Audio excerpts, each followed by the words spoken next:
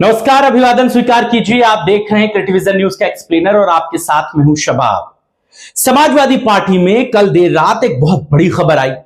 रात करीबन 11:30 पौने 12 बजे के आसपास समाजवादी पार्टी के सोशल मीडिया प्लेटफॉर्म एक्स पर यह पोस्ट किया गया और बताया गया कि समाजवादी पार्टी के सभी संगठनात्मक ढांचों को भंग किया जाता है, सभी जिलाध्यक्षों को उनके पदों से हटाया जाता है, विधानसभावार जिनकी जिम्मेदारियां थी उन सबको उनके पदों से मुक्त किया जाता है।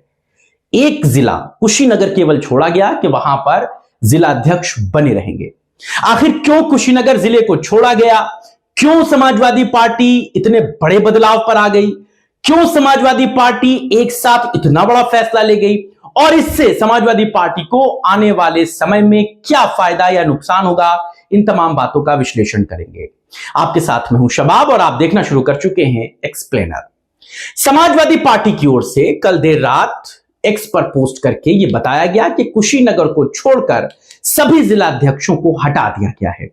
यह सूचना सामने आने के बाद सभी परेशान हैरान हो गए। तो सबके सामने सवाल एक आ गया कि आखिरकार जब सब हटाए गए तो कुशीनगर पर अखिलेश यादव ने फैसला क्यों किया? तो चलिए सबसे पहले इसी वजह को आपको बता देते हैं। दरअसल इसी साल मार्च में समाजवादी पार्टी के कुशीनगर के जो जिलाध्यक्ष थे मोहम्मद शुक्रुल्लाह अंसारी, उनका निधन हो गया था। वो लंबे समय से बीमार चल रहे थे। साल 2023 में अध्यक्ष वो बने थे और उसके बाद से उसी पद पर वो पदासीन थे। उनके निधन के बाद जब यह पद खाली हो गया, फिर समाजवादी पार्टी ने उत्तर प्रदेश विधान परिषद के पूर्व सदस्य यानी कि पूर्व एमएलसी राम अवध यादव को कुशीनगर की जिम्मेदारी दी थी। 23 मार्च को अखिलेश यादव ने राम अवध को कुशीनगर का जिलाध्यक्ष बनाया। चूंकि राम अवध की नियुक्ति को बमुश्किल 2.5-3 महीने ही हुए हैं, तो ऐसे में यह माना जा रहा है कि इसीलिए उन्हें नहीं हटाया गया है। इसके अलावा यह भी कहा जा रहा है कि राम अवध यादव अखिलेश यादव के विश्वास पात्र हैं, उनके करीबी हैं, इसीलिए समाजवादी पार्टी की ओर से कुशीनगर इकाई को भंग करने का फैसला नहीं लिया गया है। यह बात है कुशीनगर को ना हटाए जाने की। और चलिए अब आपको बताते हैं कि समाजवादी पार्टी ने इतना बड़ा फैसला लिया क्यों, क्या इसकी जरूरत थी। असल में साल 2024 के लोकसभा चुनावों के बाद समाजवादी पार्टी जिस पीडीए के फॉर्मूले पर चल रही थी, उस पीडीए के फॉर्मूले पर अब उसे अपने संगठनात्मक ढांचे में बदलाव करना है। मौजूदा समाजवादी पार्टी अपने पिछड़े, दलित और अल्पसंख्यकों के जिस कॉम्बिनेशन पर जोर दे रही है, ऐसे में अगर पीडीए के फॉर्मूले पर जिलाध्यक्षों की नियुक्ति की जाती है तो यादव जाति की भागीदारी को कम किया जाएगा, क्योंकि संगठनात्मक ढांचे में सबसे ज्यादा पदों पर यादव समाज के लोग हैं। उनकी जगह कुर्मी, राजभर, निषाद और दलित समाज के दूसरी अन्य जातियों के लोगों की हिस्सेदारी बढ़ाई जा सकती है। जिस तरह कांग्रेस ने मुस्लिम नेताओं को अपनी सूची में जगह दी है, उससे सपा पर भी जिलों में मुस्लिम समाज के लोगों को सम्मानजनक प्रतिनिधित्व का दबाव बना है। क्योंकि चुनावों के बाद हम लगातार इस बात को देख रहे हैं कि इमरान मसूद हों या अजय राय हों या दूसरे कांग्रेस के नेता हों, वो समाजवादी पार्टी और अखिलेश यादव पर मुसलमानों के खिलाफ लगातार बयानबाजी कर रहे हैं।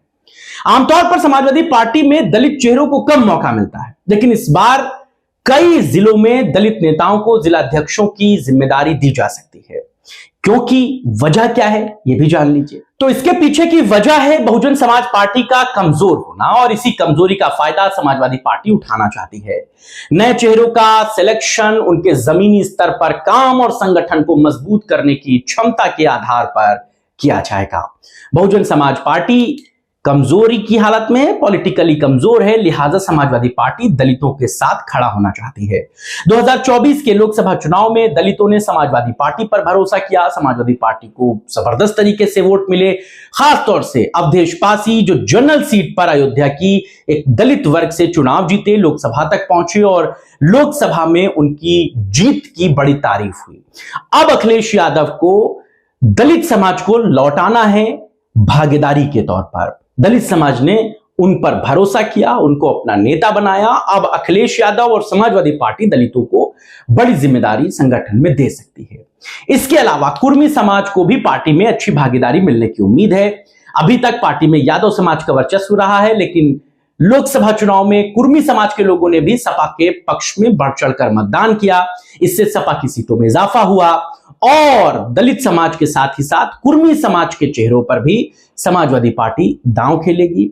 दांव लगाएगी। जिस तरह मैंने आपको बताया, अयोध्या से सांसद चुने गए अवधेश प्रसाद वो एक दलित आइकॉन बन गए।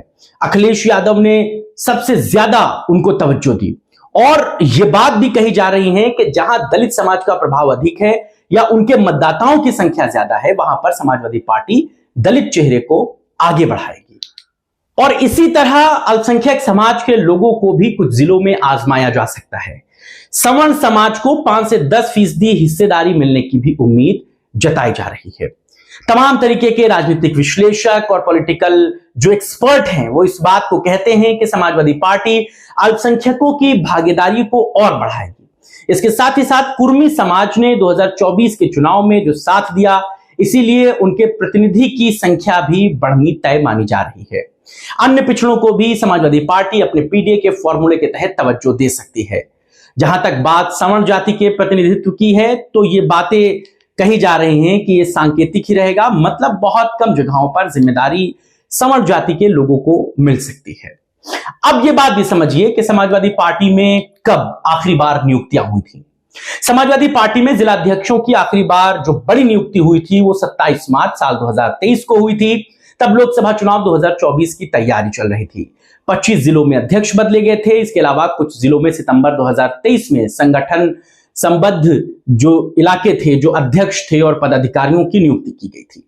6 मई 2024 को श्यामलाल पाल को प्रदेश अध्यक्ष बनाया गया और उसके बाद से ही संगठन में बदलाव की चर्चाएं शुरू हो गई थी और यह प्रक्रिया अब तक लंबित थी, जिसे अब एग्जीक्यूट किया जाएगा। अब आपको बताते हैं कि उत्तर प्रदेश में समाजवादी पार्टी का जो संगठनात्मक ढांचा है, जो जिला अध्यक्ष है, उनमें किस जाति के कितने प्रतिशत लोग हैं। सबसे ज्यादा 22 जिला अध्यक्ष यादव समाज से हैं। अखिलेश यादव समाजवादी पार्टी यादवों पर बड़ा भरोसा करती रही है। 22 इनकी संख्या है। इनकी संख्या में कमी की जा सकती है, ऐसा बताया जा रहा है। ओबीसी समाज से 19 लोग हैं, यानी कि 19 जिला अध्यक्ष ओबीसी समाज के हैं। इनकी संख्या में इजाफा किया जा सकता है। पिछड़े, दलित और अल्पसंख्यकों में ओबीसी वर्ग को बड़ी तवज्जो मिल सकती है। इसके अलावा मुस्लिम समाज के 12 लोग हैं, यानी कि 12 जिला अध्यक्ष उत्तर प्रदेश में हैं।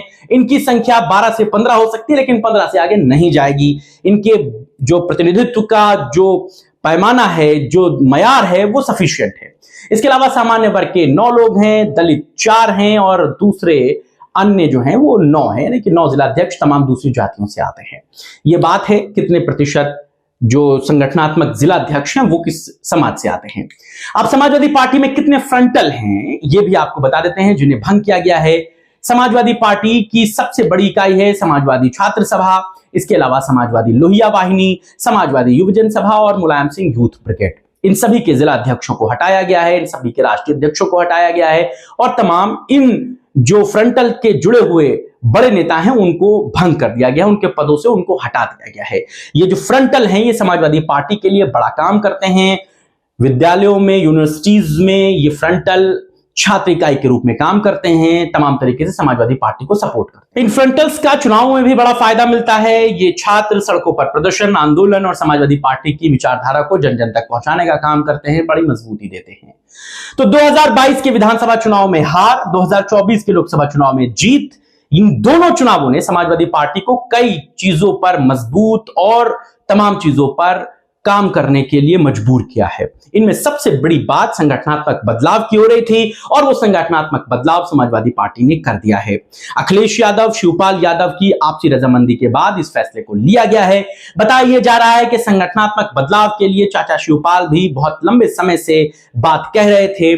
संगठनात्मक बदलाव में शिवपाल यादव की बड़ी भूमिका होने जा रही है। अखिलेश यादव से ज्यादा शिवपाल यादव संगठनात्मक ढांचे को मजबूत करने पर काम करेंगे और उन्हीं के दिशा निर्देशन में संगठनात्मक बदलाव किए जाएंगे।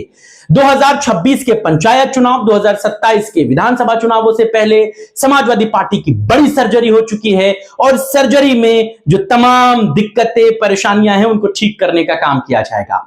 हाल फिलहाल के दिनों में आपने देखा कि किस तरह मेरठ में जिला अध्यक्ष ने वहां के तमाम विधायकों को गाली गलौज की, चोर तक कहा। इनको भी लखनऊ बुलाया गया था, इनको भी इस बात की सजा मिली है। इसके अलावा अभी कुछ दिनों पहले एक समाजवादी पार्टी के कार्यालय पर बिजली का बिल न जमा होने की वजह से पुलिस पुलिस पहुंची, ये मामला बड़ा बेइज्जती का हुआ। समाजवादी पार्टी इन तमाम चीजों से बहुत नाराज है और इसीलिए जो संगठनात्मक ढांचे में जिला अध्यक्षों की नियुक्ति है उस पर बड़ा काम किया जा रहा है। चुनावों से पहले पॉलिटिकल पार्टीज में संगठनात्मक बदलाव एक बहुत आम बात है, वो तमाम तरीके से चीजों को मथती हैं। भारतीय जनता पार्टी ने भी अभी कुछ दिनों पहले ही तमाम जिला अध्यक्षों की सूची जारी की थी। इसके अलावा महानगर अध्यक्ष भी बनाए गए थे। समाजवादी पार्टी में भी जिला अध्यक्षों के साथ महानगर अध्यक्ष, विधानसभावार जिम्मेदारों को नई जिम्मेदारी दी जाएगी। आप इस बात पर क्या सोचते हैं? समाजवादी पार्टी में संगठनात्मक बदलाव कितने जरूरी थे और आपके इलाके में जो जिला अध्यक्ष था उसकी क्या दिक्कत परेशानी थी, किस तरीके से वो पार्टी के लिए बेहतर काम नहीं कर रहा था, हमें जरूर बताइएगा। और आपके हिसाब से उन जगहों पर किसे नई जिम्मेदारी दी जाए, नामों के लिए अपना सजेशन जरूर दीजिएगा। फिलहाल पार्टी का ये संगठनात्मक बदलाव कितना हिट होगा, कितना सुपर हिट होगा, ये तो आने वाला समय बताएगा। लेकिन चुनावों से पहले समाजवादी पार्टी की सबसे बड़ी सर्जरी कर दी गई है। आज की चर्चा में बस इतना ही। नमस्कार।